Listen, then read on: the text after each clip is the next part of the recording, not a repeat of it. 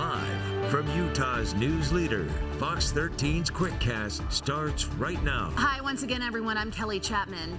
Utah Senator Mitt Romney began the new year by releasing a blistering criticism against the federal government's vaccination program. Senator Romney says the federal government is squandering the amazing success of its vaccine development. He says states need help to deliver individual injections, especially because health systems in the United States right now are already overburdened. Our current president, as well as the next president, has the potential to light a fire under the CDC and insist that they put together a plan not just to get vaccination or vaccines to the states, but to actually get those vaccines into the arms of people who want to receive one. And that hasn't happened yet. Senator Romney outlined some possible fixes, including mobilizing retired health workers, also setting up a system for Americans to sign up for the vaccine according to risk factors as well as their date of birth. A Utah Highway Patrol trooper is lucky to be alive tonight after he was hit by a suspected drunk driver on I-15 in Weber County. It was about 6:30 this morning when the driver crashed into Trooper Brandon Mortenson's vehicle at 80 miles per hour. It ripped off the driver's side door. He saw it coming. He sat back in the seat and held on to it. Got as tight as he could to the seat to avoid that whiplash on his neck. That's about all he had time for. Scary. Trooper Mortenson is now out of the hospital. He is expected to be back at work sometime next week. The Utah Pride Center is trying to find ways to financially bounce back in 2021. The center says not hosting their annual Pride Parade and Festival set them back almost $1 million. That's more than half the funding they need for the entire year.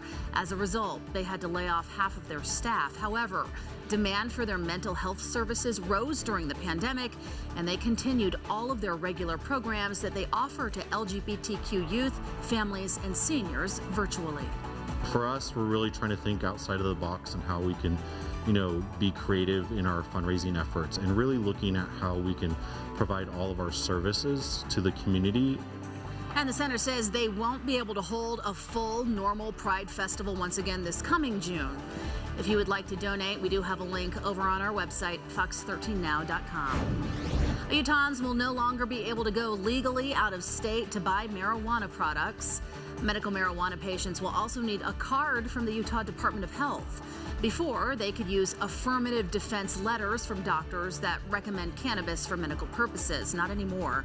The Utah Patients Coalition says about 60 to 70% have received their new cards. Anyone who got in line yesterday to stock up on product could have a problem this weekend.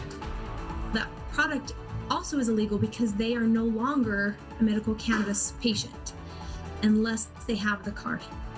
A bill to make it easier to get a card will be considered in the 2021 legislative session this month.